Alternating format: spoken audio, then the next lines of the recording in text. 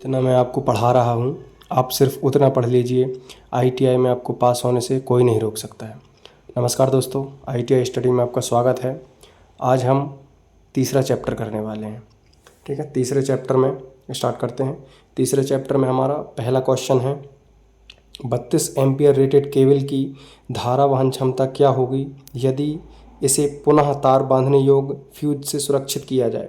मतलब ये कह रहा है कि 32 एम्पियर की केबल है, इसके लिए कितने एम्पियर का फ्यूज़ होना चाहिए, जिसमें जब अत्यधिक करंट आए तो ये कितने में ब्रेक हो जाएगी। तो इसको सॉल्व करने के लिए क्या करते हैं, केबल की अतिरिक्त जो फ्यूज़ रेटिंग निकालते हैं उसके लिए हम 0.81 से गुणा करते हैं। तो यहाँ पर हमारे पास दिया है 32 इंटू 0.81। जब हम करेंगे तो इसका हमारे पास आएगा 25.92। तो इसको हम तकरीबन 25.92 को 26 मान लेते हैं। तो इसका हमारे पास आंसर हो जाएगा 26 एम्पियर। ठीक है, दूसरा क्वेश्चन देखते हैं। दूसरा क्वेश्चन होता है, SWG से तार का आकार मापने की परास क्या होती है। आप मुझे ये बताइए SWG की फुल फॉर्म क्या होती है, कमेंट बॉक्स में इसका आंसर दीजिएगा। ठीक है, तो इसका हमारे पास जो आंसर होगा इसका हो जाएगा SWG में 0 से 36 SWG का रहता है। ठीक है, जो 0 SWG रहता है वो वाला तार सबसे मोटा होगा और 36 SWG का सबसे पतला तार होता है। ठीक है, अगला क्वेश्चन देखिएगा। अगला क्वेश्चन है, एक हमको जॉइंट दिया है, पूछा गया है इस तार जोड़ का नाम क्या है। तो अगला इसका सीधा ये तो याद करने वाली बात रहती है। तो इसमें आप देखेंगे ये एक नोट टाइप में बनी है, यहाँ से कनेक्शन हुआ है, यहाँ पर एक नोट बनी है। नोट मतलब ये एक गठान टाइप में रहती है, तो इसको बोला जाता है नोटेड टेप जोड़। चौथा क्वेश्चन है हमारा, गैल्वेनीकृत लोहे के लिए किस प्रकार के सोल्डरिंग फ्लक्स का उपयोग किया जाता है। लोहे के लिए किस प्रकार के सोल्डरिंग का उपयोग किया जाता है। तो इसमें आपको याद रखना है हाइड्रोक्लोरिक अम्ल। देखिए यहाँ पर लिखा है गैल्वेनीकृत लोहा। आप लोगों ने जो सोल्डरिंग की होगी यदि आईटीआई में, तो उसमें लोहे के वायर में नहीं की होगी, आप लोगों ने की होगी एल्यूमिनियम का वायर होगा, तांबे का वायर होगा या फिर और। तो आपने जब लोहे पर अपन लोग करते हैं तो उसके लिए जो फ्लक्स का सोल्डरिंग फ्लक्स का उपयोग होता है तो वो हाइड्रोक्लोरिक अम्ल होता है। ठीक है, बाकी हमारा एल्यूमिनियम में जैसे रेजिन का उपयोग कर लेते हैं हम, तो वो रहता है। देखिए मैं क्वेश्चन को ज़्यादा बढ़ाऊंगा नहीं कि आप लोग को एक एक क्वेश्चन पढ़कर बताऊं, उसमें वीडियो लंबी होगी, उससे कोई मतलब है नहीं वीडियो लंबी करने का। तो आप लोग पॉइंट टू पॉइंट जितना मैं बता रहा हूं उतना याद कर लीजिएगा, बाकी आप 100% पास हो जाएंगे। ठीक है, तो इसीलिए मैं एक एक क्वेश्चन पढ़ के नहीं बता रहा हूँ, सीधे मैं आपको आंसर दे रहा हूँ। ठीक, पाँचवा क्वेश्चन देखते हैं, मात्रा उत्पादन और टिनिंग कार्य हेतु कौन सी सोल्डरिंग विधि का उपयोग किया जाता है। ठीक है, तो इसमें हम देखेंगे तो ये मात्रा उत्पादन और टिनिंग कार्य के लिए हम लोग डिप सोल्डरिंग का उपयोग करते हैं। मतलब जब ज़्यादा सोल्डरिंग करनी होती है तो उसमें डिप सोल्डरिंग का उपयोग किए जाते हैं, बहुत बड़ी मात्रा में जब किया जाता है। आप लोगों ने सोल्डरिंग देखी होगी, सोल्डरिंग में कितना टाइम लगता है। अब यदि कोई फैक्ट्री है वहाँ पर सोल्डरिंग की जाना है तो ऐसा एक एक से सोल्डरिंग करेंगे तो फिर बहुत समय लग जाएगा, तो उसके लिए हम लोग डिप सोल्डरिंग का प्रयोग करते हैं। ठीक है, सोल्डर में उसको डिप कर दिया जाता है। हाँ, ये छठवां क्वेश्चन देखिएगा। छठवें क्वेश्चन में आपको एक केबल दी गई हुई है और पूछा गया है केबल का जो एक्स से निरूपित है इसका नाम क्या है। तो देखिए केबल के सिर्फ 6 भाग होते हैं, मैं आपको बता देता हूँ, ट्रिक होती है इसकी। इसको याद रखना है आपको, सिम्बास। सी से होता है हमारा कंडक्टर। ठीक है, कंडक्टर। फिर इससे आई से होता है इंसुलेशन। एम से होता है मेटलिक सीथ, इसको हम लेड सीथ भी बोल देते हैं। ठीक है, मेटलिक सीथ को हम लेड सीथ भी बोल सकते हैं। ठीक है, फिर हमारे पास बी से हो जाएगा बेडिंग। ठीक है, ए से हो जाएगा हमारे पास, ए यहाँ लिख देता हूँ। ठीक है, ए से हो जाएगा हमारे पास आर्मरिंग और एस से हो जाएगा हमारे पास सर्विंग। ठीक है, अब ये आपको मैं इंग्लिश से लिख के बता सकता था पर मैं हिंदी से लिखा क्योंकि ये आपको हिंदी से ही लिखा मिलेगा ऐसे ही। ठीक है, तो देखो ये जो सबसे आगे हमारे निकले हैं ये, इसको हम बोलते हैं कंडक्टर। फिर इसके ऊपर जो रहता है ये इंसुलेशन रहता है। फिर ये इसके बाद ये जो रहता है ये मेटलिक सीथ रहता है। फिर तो अब आप लोग बताइए ये क्या है, तो ये हमारे पास बेडिंग। फिर ये हो जाएगा आर्मरिंग और ये हो जाएगा सर्विंग। तो ये हमारे पास इस भाग में क्या आया है, बेडिंग आया है। तो छठवें का आंसर क्या हो जाएगा, बेडिंग हो जाएगा। ये आप ये ट्रिक याद कर लीजिएगा, केबल के क्वेश्चन आपके कभी गलत नहीं होंगे, ठीक है। सातवां क्वेश्चन है हमारा, XLPE का पूर्ण रूप क्या है। मतलब ये एक केबल होती है, इसका आपसे फुल फॉर्म पूछा गया है। XLP का होता है full form cross linked poly ethylene, cross linked poly ethylene.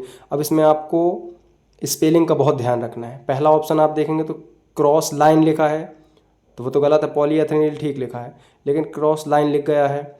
फिर एक्सिस लाइन लिख गया है, तो वो भी गलत है। क्रॉस लिंक्ड पॉली एथिलीन ये हमारे पास सी में दिया गया है, तो इसको आप याद कर लेंगे, क्रॉस लिंक्ड पॉली एथिलीन, ठीक है।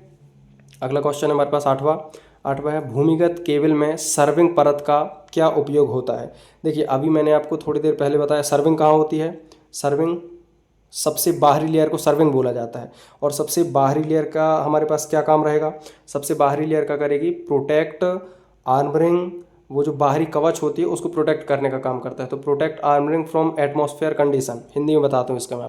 देखिए हिंदी में ये है अपने पास, आर्मरिंग को वायुमंडलीय स्थिति से बचाना, ठीक है। तो क्या होता है, उसके नीचे जस्ट आर्मरिंग होती है ना, सिम्बास होता है, तो आर्मरिंग होती है, फिर सर्विंग होती है। तो जो सर्विंग होती है हमारे पास, वो आर्मरिंग को वायुमंडलीय जो क्षतियाँ होती हैं उससे बचाने का काम करता है, ठीक है। तो इसका आंसर हमारे पास डी हो जाएगा, आठवें का।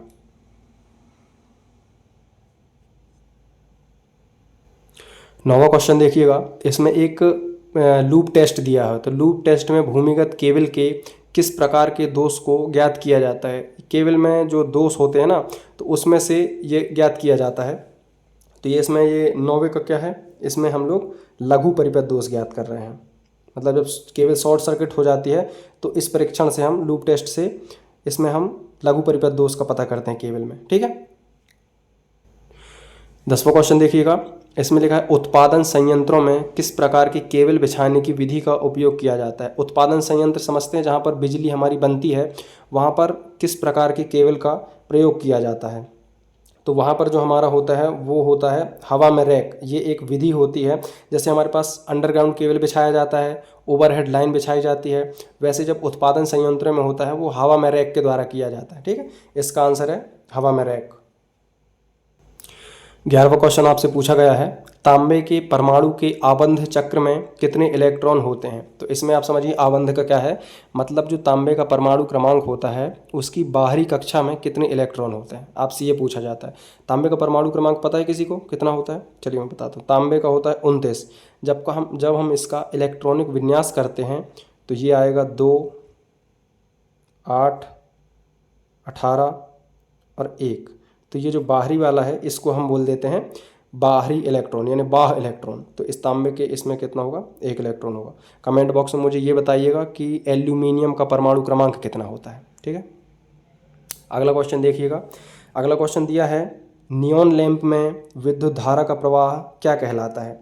नियॉन लैंप आपने कभी टेस्टर देखा है, टेस्टर में जो जलता है वो नियॉन लैंप होता है, ठीक है। तो इसमें दिया गया है नियॉन लैंप किस प्रभाव के कारण जलता है। तो वो जो लैंप होते हैं वो गैस आयनीकरण प्रभाव के कारण जलते हैं, गैस आयनीकरण प्रभाव के कारण, ठीक है।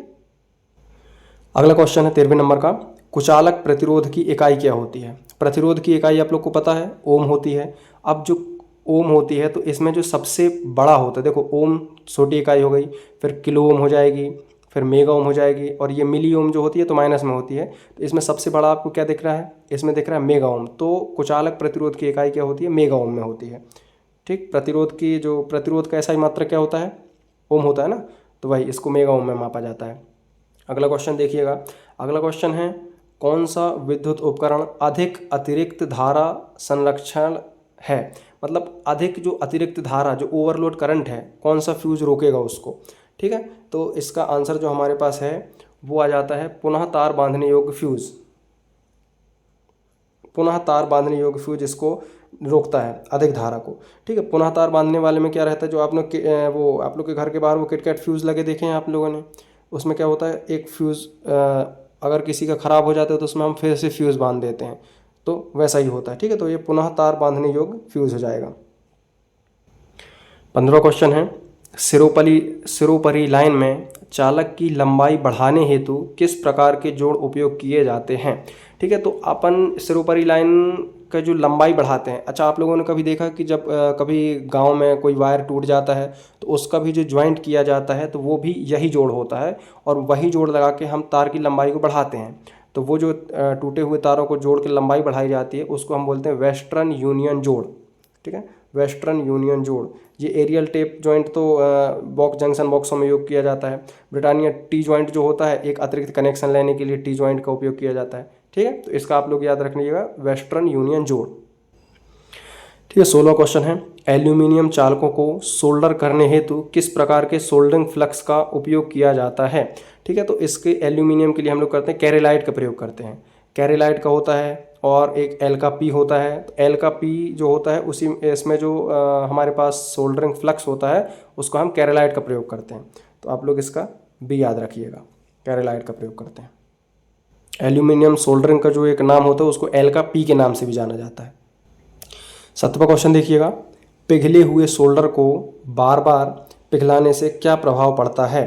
जो सोल्डर होता है, आप उस पर सोल्डर गन लगाते हैं तो जब गर्म रहती है तो पिघल जाता है ना, तो वो जब उससे क्या नुकसान होता है, तो उसमें ये नुकसान होता है कि जो हमारा टिन होता है, जो आपका तार होता है टिन का, तो उसमें टिन का जो भाग होता है वो कम होता जाता है। जब सोल्डरिंग आयरन को आप बार बार पिघलाते हैं ना तो उसमें टिन का भाग कम होता है। ठीक है, 18वें नंबर का क्वेश्चन है हमारे पास कि केबल के पीवीसी कुचालक का क्या होगा यदि अत्यधिक धारा लंबे समय तक बहती है। तो यदि कोई धारा लंबे समय तक बहती है तो आप लोग देखेंगे कि उसका जो केबल का ऊपर जो है वो करंट आने लगा, क्योंकि अत्यधिक धारा बहेगी उसमें। जो हमारे पास वोल्ट उसका जो कुचालक रहेगा वो कुचालक की एक सीमा रहती है कि इतने किलो वोल्ट के बाद वो ब्रेक डाउन हो जाता है। जब ब्रेक डाउन होगा तो उसमें कुचालक जो रहेगा उसकी सहन शक्ति कम हो जाएगी। जब उसकी सहन शक्ति कम हो जाएगी तो कुचालक का जो प्रतिरोध होता है वो घट जाता है। ठीक है, अगर बहुत सी करंट लंबे समय तक बहती रहती है तो उससे क्या होगा, कुचालक का प्रतिरोध जो है हमारे पास घट जाएगा। फिर आप यदि उसमें हाथ लगाएंगे ऊपर तो आपको झटका लगेगा। अगला क्वेश्चन है 19वां, केबल बिछाने की कौन सी विधि संकीर्ण क्षेत्रों हेतु उपयोग की जाती है। मतलब केबल बिछाने के संकीर्ण क्षेत्र मतलब जहाँ बहुत घनी घनी बस्तियाँ बसी रहती हैं, मतलब जहाँ निकलने के लिए कोई जगह नहीं होती है, बहुत ही मतलब लिमिटेड एरिया रहता है, वहाँ पर बहुत संकीर्ण जगह रहती है, तो वहाँ पर कौन सी विधि का प्रयोग करते हैं, डक्ट पाइप विधि का प्रयोग करते हैं। ठीक है, और अभी थोड़ी देर पहले मैंने आपको बताया था हवा में रैक कहाँ करते हैं, जहाँ उत्पादन संयंत्र रहते हैं, जहाँ बिजली बनाई जाती है वहाँ पर हवा में रैक का प्रयोग करते हैं। और जो चौथा ऑप्शन दिया है सीधे ज़मीन में, तो ज़मीन में तो करते वो अंडरग्राउंड केबल होती है। अगला क्वेश्चन देखिएगा, 20वां क्वेश्चन है, इस भूमिगत केबल में एक्स से इंगित भाग का नाम क्या है। ठीक है, तो अब एक्स से इंगित इसका नाम क्या है, तो देखिए इसका आंसर कैसे लेके लगाएंगे हम। अभी थोड़ी देर पहले मैं आपको बताया था सिम्बास के बारे में बताया था। सबसे पहले कंडक्टर, फिर इंसुलेटर, फिर मेटेलिक शीथ, फिर बेडिंग, आर्मिंग, सर्विंग। अब इसमें देखिए वैसे इसको तो होना चाहिए इंसुलेटर, क्योंकि ये सबसे पहले कंडक्टर है फिर इंसुलेटर है, पर आपको ऑप्शन में इंसुलेटर कहीं नहीं दिखेगा। जब इंसुलेटर नहीं दिखता है तो इसमें क्या करते हैं, जो आगे छिले हुए भाग हैं इसको तो मान लिया जाता है कंडक्टर, फिर इसको मान लिया है इन्होंने इंसुलेटर, तो इसको माना है इन्होंने मेटेलिक शीथ। पर ये गलत है, क्योंकि अगर इसको मेटेलिक शीथ मानेंगे तो फिर बेडिंग, आर्मिंग, सर्विंग यहाँ ख़त्म हो जाएगी, तो ये इसका तो कोई उपयोग नहीं बचा ना। पर ऑप्शन नहीं है इंसुलेटर, इसलिए इन्होंने लेड शीथ माना है इसका आंसर। ठीक है, तो आपको लेड शीथ लगाना है, पर जो ट्रिक मैं आपको बताया वो ट्रिक के हिसाब से चलना है आपको। 21वां क्वेश्चन देखिएगा, भूमिगत केबल के किस प्रकार के दोष को ज्ञात किया जा रहा है। सेम टू सेम यही क्वेश्चन अभी थोड़ी देर पहले हमने एक और देखा था, तो ये रिपीट जैसा ही हो गया। उसमें हमने क्या किया था, लघु परिपथ दोष। लघु परिपथ दोष ज्ञात करने के लिए इसका प्रयोग किया जाता है। 22वां क्वेश्चन है, भूमिगत केबल में कौन सा भाग धात्विक कवच को क्षरण से बचाता है। धात्विक कवच को क्षरण से बचाने का काम कौन करता है। देखिए इसमें क्या बोला है कि जो मेटेलिक शीथ होती है उसको कौन बचाता है। तो देखिए सबसे पहली लेयर होती है कंडक्टर। कंडक्टर को कौन कवर करता है, इंसुलेटर। इंसुलेटर को कौन कवर करता है, मेटेलिक शीथ। मेटेलिक शीथ को कौन बचाता है, बेडिंग। बेडिंग को कौन बचाता है, आर्मरिंग। आर्मरिंग को कौन बचाता है, सर्विंग। हमसे क्या पूछा गया है, मेटेलिक शीथ को कौन बचाता है। तो मेटेलिक शीथ के ऊपर क्या होती है, बेडिंग की लेयर होती है, तो इसका आंसर हो जाएगा बेडिंग। हमारे पास 23वां क्वेश्चन है, सोल्डरिंग आयरन को उपयोग न करने के समय स्टैंड में क्यों रखना चाहिए। देखिए जब आप कभी सोल्डरिंग आयरन का उपयोग किए होंगे सोल्डरिंग करने के लिए, तो आपने देखा होगा कि उसकी जो टिप होती है वो गर्म हो जाती है। तो उसके लिए एक स्टैंड आता है, उस स्टैंड में उसको जब उपयोग नहीं कर रहे हैं तो रख देते हैं। यदि अपन उसको स्टैंड में नहीं रखेंगे तो अपन को क्या हो सकता है, तो जलने एवं अग्नि को रोकता है। मतलब यदि स्टैंड में रख देते हैं, इसे पूछा कि स्टैंड में क्यों रखा जाता है। स्टैंड में इसलिए रखा जाता है क्योंकि यह जलने एवं अग्नि को रोकता है। यदि हम उसको बिना स्टैंड के रख देंगे तो जिस भी चीज़ में रखेंगे उसमें आग लग सकती है, क्योंकि वो आगे से गर्म हो जाता है। जब गर्म होगा तो किसी भी चीज़ में आग लग जाएगी, इसीलिए उसको स्टैंड में रखा जाता है। 24वां क्वेश्चन है, जंक्शन बॉक्स में किस प्रकार के तारों को किस प्रकार के तार के जोड़ पाए जाते हैं। अभी थोड़ी देर पहले मैंने आपको बताया था जंक्शन बॉक्स में कौन सा होता है, जंक्शन बॉक्स में रेड टेल जोड़ का प्रयोग किया जाता है ना। अगला क्वेश्चन देखिएगा 25वां क्वेश्चन। 25वां क्वेश्चन होता है, इस जोड़ का क्या नाम होता है। इसमें क्या किया जाता है, दो तार होते हैं, एक तार इस तरफ से छीला जाता है, ऐसे एक तार इस तरफ से छीला जाता है, दोनों को ऐसा जोड़ दिया जाता है। तो इसमें क्या होता है कि ये मेरिट जोड़ होता है। मेरिट जोड़, इसको आप मेरिट जोड़ से याद करिएगा। एक इस तरफ से तार आया, एक इस तरफ से तार आया, दोनों तार आपस में जोड़ दिए जाते हैं तो इनका मेरिट हो गई, तो ये मेरिट जोड़ कहला गए। 26वां क्वेश्चन देखिएगा, ब्रिटानिया टी जोड़ का क्या उपयोग होता है। मतलब टी जोड़ का उपयोग हम क्यों करते हैं, इसमें ये पूछा गया है।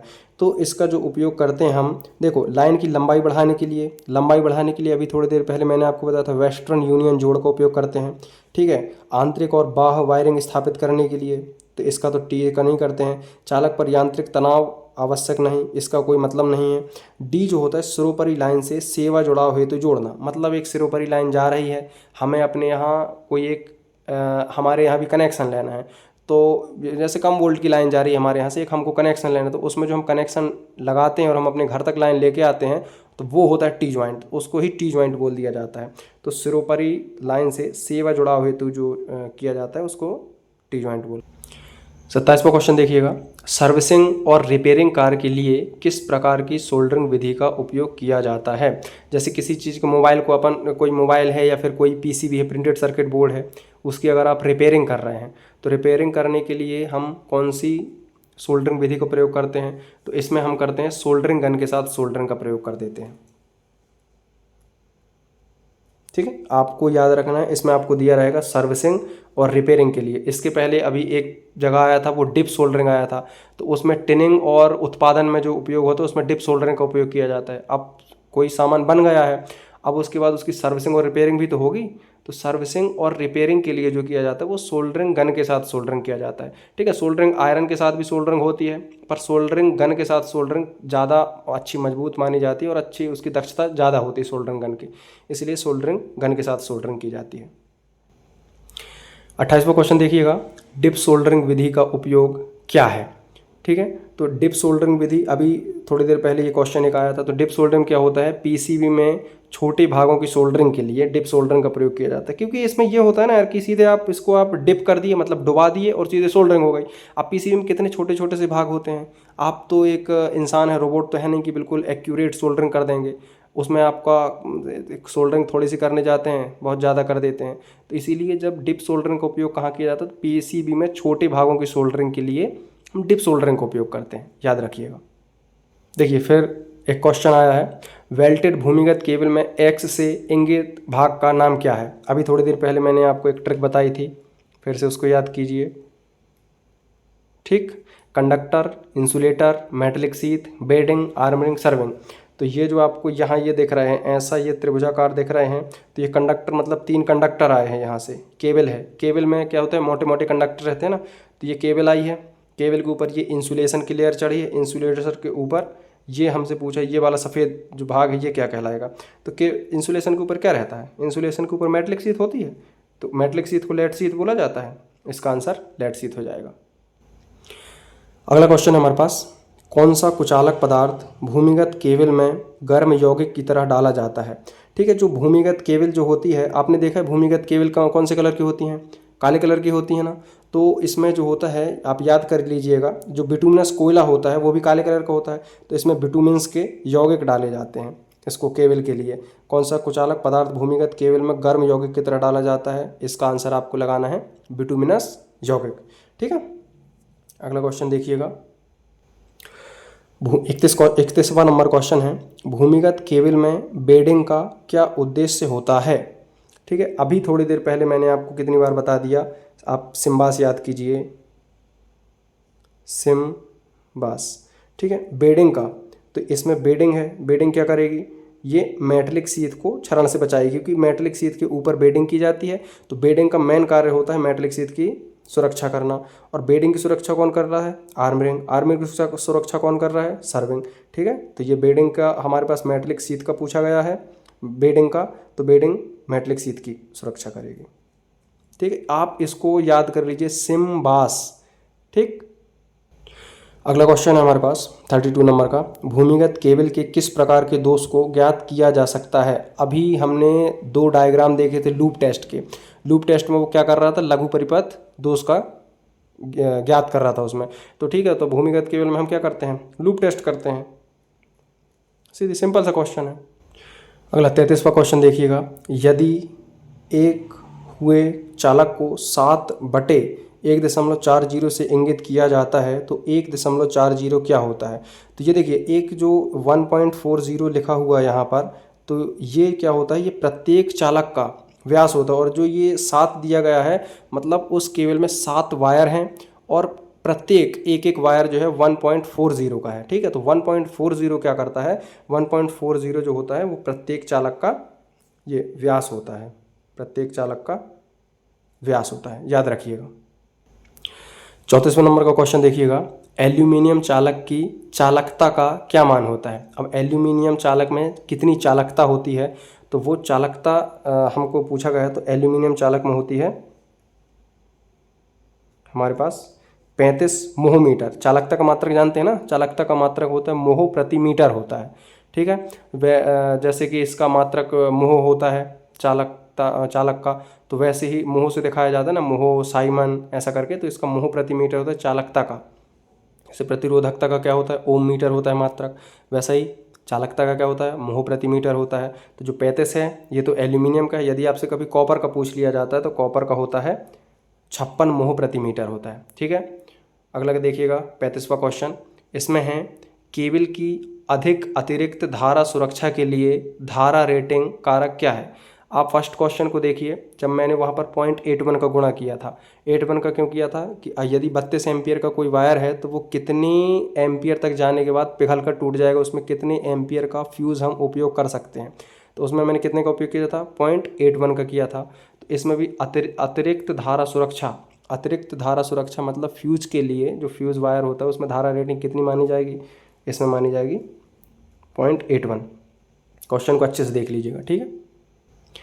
36वां क्वेश्चन देखिएगा, भूमिगत केबल में उदासीन चालक का आकार फेज चालक की तुलना में कितना होता है। मतलब जो फेज वायर होता है हमारे पास और जो न्यूट्रल वायर होता है, तो न्यूट्रल वायर का आकार पूछा है हमसे कितना होता है। तो जितना भी हमारा फेज चालक होता है उससे आधा होता है। कभी आपने स्टार कनेक्शन देखा होगा, उसमें जो न्यूट्रल वायर होता है उसका भी आधा ही होता है फेज वायर से, ठीक है। इस औजार का क्या नाम है, 37वां क्वेश्चन दिया है। आपने केबल देखा होगा, केबल के आगे जो लग लगाई जाती है, लग लगा के उसको हम नट बोल्ट से कसते हैं ना, एल्यूमिनियम की जो एक बार रहती है उसमें केबल में लग लगा के उसको नट से कसा जाता है। तो ये क्या होता है, जो क्रिम्पिंग टूल, इसको हम क्रिम्पिंग टूल बोलते हैं। तो जो केबल होती है ना, उसमें केबल में हम लग लगाने के लिए इसका प्रयोग करते हैं। हाँ, इस क्वेश्चन को आप ध्यान से देखिएगा, ये एक माइक्रोमीटर का क्वेश्चन दिया जाता है, ठीक है। सबसे पहला मेरा क्वेश्चन ये है कि माइक्रोमीटर का जो अल्पतमांक है वो कितना होता है, उसका मान कितना होता है माइक्रोमीटर के अल्पतमांक का, ठीक है। इसको अपन हल करते हैं, इसका आंसर कितना आएगा। देखो, इसमें माइक्रोमीटर में होता है, ये होता है 0, 0 के बाद 0.5 होता है, फिर 1 होता है, फिर 1.5 रहेगा, फिर 2 होगा, 2.5 होगा, फिर 3 होगा, फिर 3.5 होगा, फिर ये 4 है। अब यहाँ पे 4 है तो इसके आगे इतना गैप है ना, जो इसको हम 4.5 मान लेते हैं, ठीक है। इसका एक फॉर्मूला होता है, यदि आपको फॉर्मूला याद नहीं करना है तो आप सीधे भी कर सकते हैं। 4.5 यहाँ से हो गया, प्लस माइक्रोमीटर का अल्पतमांक कितना होता है, अल्पतमांक होता है इसका 0.01 होता है, ठीक है। अब एक होती है हमारे पास थिम्बल स्केल होती है, तो उसमें मेन इस लाइन में क्या दिया गया है, इस लाइन के बाद में हमको ये 5 दिया गया है। इस लाइन की सीधी में देखा जाएगा तो इसमें क्या दिया गया हमको 5, तो इसमें हम गुणित 5 कर देते हैं। तो यहाँ पर हमारे पास 4.5 आया, प्लस 0.05 इसका गुणा करेंगे तो ये आएगा। इसका आंसर हमारे पास हो जाएगा 4.55, ठीक है। और ये mm में आ जाएगा तो 4.55। इसका सूत्र क्या होता है? इसका सूत्र होता है मुख्य स्केल, ठीक है। मुख्य स्केल दिए जाएगी, मुख्य स्केल ये हो जाती है, यहाँ से लेकर यहाँ तक क्या क्या हमको दिया है ये मुख्य स्केल के अंदर आ जाएगा। मुख्य स्केल के बाद हमारे पास अल्पतमांक होता है, तो अल्पतमांक को हम 0.01 कर देते हैं। गुणित होता है थिम्बल, ठीक है, गुणित होता है थिम्बल। यही क्वेश्चन आएगा, आप सीधे 4.55 याद कर लीजिएगा, इसके अंक कुछ नहीं बदलेंगे। वो तो मैं आपको हल करके बता दिया हूँ, पर क्वेश्चन बिल्कुल same to same as it is यही आएगा। आप 4.55 भी याद करके जा सकते हैं। अगला क्वेश्चन है 40वां। वाहनों की बॉडी के सुधार हेतु सोल्डरिंग की कौन सी विधि प्रयोग की जाती है? जो वाहनों की हमारे पास बॉडी होती है वो हार्ड होती है, तो उसमें हम लोग कौन सी सोल्डरिंग का प्रयोग करते हैं? तो इसमें हम लोग करते हैं ज्वाला के साथ सोल्डरिंग। ज्वाला के साथ सोल्डरिंग, इसका टेम्परेचर बहुत हाई रहता है और हमारे पास वाहन की बॉडी भी बहुत हार्ड रहती है, तो ये उसको ज्वाला के साथ सोल्डरिंग को वो सह लेती है, इसलिए इसमें वाहनों की बॉडी में ज्वाला के साथ करते हैं। अब हम लोग आप लोग मतलब ये है कि जो अपने जो इलेक्ट्रीशियन के जो कनेक्शन रहते हैं, जैसे वायर में करते हैं, उसमें ज्वाला सोल्डरिंग का उपयोग, क्योंकि हम लोग को उस जो तार रहता है उससे कम मतलब जो तापमान रहता है उस पर सोल्डरिंग करनी पड़ती है, क्योंकि अगर उस तार के बराबर में सोल्डरिंग करेंगे तो वो तार पिघल जाएगा ना, इसीलिए हम लोग उससे कम तापमान की सोल्डरिंग का उपयोग करते हैं। ज्वाला सोल्डरिंग में ज़्यादा होती है थोड़ा, ठीक है। 41 क्वेश्चन देखिएगा। 41 क्वेश्चन है, इसमें दिया गया है गुथे हुए चालक का ठोस चालक की तुलना में क्या लाभ होता है? मतलब इसमें एक गुथे हुए चालक पूछा है और एक ठोस चालक है। तो आप लोग देखेंगे यदि कोई ठोस चालक है तो ठोस चालक में लचीलापन नहीं होगा, क्योंकि वो ठोस है। ठोस चालक को आप मोड़ भी नहीं सकते हैं, ठीक। कभी जीआई वायर देखना, जिससे अर्थिंग होती है, वो देखना कितना हार्ड रहेगा, वो लचीला नहीं रहता। वहीं एल्यूमिनियम वायर आप देखिएगा, एल्यूमिनियम वायर की जो हमारे पास वायर रहेगा, मतलब कई एल्यूमिनियम वायर उसमें जो जुड़े रहेंगे, उसको आप लोग देखिएगा जो ओवरहेड लाइनों में उपयोग कर लिए जाते हैं अपने गाँव में, तो वो उसको देखिएगा बहुत आसानी से मोड़ लिए, आप उसको मोड़ लेंगे, ठीक है। तो ये एल्यूमिनियम के समझ लो गुथे हुए चालक हैं, और जो एक ठोस चालक है वो समझ लीजिए कि जीआई वायर है। तो क्या होता है, अधिक लचीला नहीं होगा ये, ठीक है, लचीलापन इसमें नहीं होगा। ठोस चालक की तुलना में क्या लाभ होता है? तो गुथे हुए चालक में लचीलापन अधिक होता है। देखिए एक क्वेश्चन और आ गया, जैसा अपन पहले किए थे। इसमें ये क्या है, 16 एम्पियर केबल की धारा क्षमता क्या है यदि यह अतिरिक्त धारा सुरक्षा द्वारा संरक्षित है? मतलब इसके लिए भी एक हम मतलब फ्यूज़ कितने एम्पियर का लगाएंगे ये पूछा गया है जनरली। तो इसमें 16 एम्पियर कर दिए, 0.81 का इसमें भी गुणा कर दीजिएगा। जहाँ भी आपको अतिरिक्त धारा पूछा जाएगा, मतलब फ्यूज़ रेटिंग, तो आपको 0.81 करना है। तो इसका जब आप गुणा करेंगे तो ये 12.96 आएगा, 96 आएगा। तो ये किसके तकरीबन हो जाएगा? तो ये 13 के तकरीबन हो जाता है। 12.96 मतलब 13। ये सबसे लड्डू क्वेश्चन आया 43वें नंबर का। बिजली की मात्रा के लिए इकाई क्या है? बिजली की मात्रा मतलब इसको आवेश भी बोल सकते हैं। आवेश का एसआई मात्रक क्या होता है? आवेश का एसआई मात्रक कूलाम होता है। देखिए ये जो 44 नंबर का क्वेश्चन है, इसमें ये गलत क्वेश्चन दिया है उन्होंने। ये पूछा है सोल्डरिंग विधि का क्या नाम है? तो ये तो आपको सोल्डरिंग आयरन दिख रहा है, ये आपको सोल्डरिंग आयरन के जैसे लगेगा कि ये भाई यहाँ सोल्डरिंग आई, ये सोल्डरिंग आयरन है। तो पर इसका आंसर उन्होंने सोल्डरिंग गन माना है, और जो आंसर उन्होंने इसमें दिया है वो गलत ही है, क्योंकि अभी निमी में ये जो सुधार वाला काम है ये सुधार किया नहीं, तो ये पुराने क्वेश्चन है। तो इसमें इन्होंने सोल्डरिंग गन ही मानेंगे, वो सोल्डरिंग गन ही मानेंगे। तो आप देखिए नॉलेज के लिए ये सोल्डरिंग आयरन है, अच्छी बात है, पर जब आप एग्ज़ाम देने जा रहे हैं तो आप इसमें सी लगा के आइएगा, सोल्डरिंग गन, याद रखिएगा, सोल्डरिंग गन लगा के आइएगा इसका आंसर आप। 45 नंबर का क्वेश्चन देखिएगा।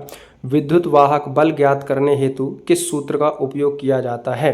तो विद्युत वाहक बल ज्ञात करने के लिए जो हमारा EMF होता है, इलेक्ट्रोमोटिव फोर्स बराबर विभवांतर प्लस वोल्टेज पाथ, दोनों को जोड़ के हम विद्युत वाहक बल ज्ञात करते हैं। मतलब हमारे पास देखो इसका मतलब ये है कि इसमें तो EMF वोल्टेज जो विद्युत वाहक बल होता है उसमें विभवांतर के साथ साथ कुछ वोल्टेज ड्रॉप भी होगा, क्योंकि जब क्रिया चलती है तो वोल्टेज ड्रॉप होगा। तो आप जब जितनी वोल्टेज आपको मिला और जितनी वोल्टेज ड्रॉप हुआ उन दोनों को जोड़ के आपका विद्युत वाहक बल आ जाएगा। हाँ, ये जो 46 नंबर का क्वेश्चन है इसको आप देखिएगा। केबल की पास की अतिरिक्त धारा सुरक्षा के लिए धारा रेटिंग कारक क्या है? ठीक है, इसको आपने देख लिया। केबल की पास की अतिरिक्त धारा सुरक्षा के लिए धारा रेटिंग। अब आप लोगों में से बहुत से लोग होंगे जो इसका ए आंसर लगा के निकल जाएंगे, पर इसमें और जो 35 नंबर का क्वेश्चन था उसमें अंतर है। देखिए 35 नंबर का क्वेश्चन मैं आपको दिखाता हूँ।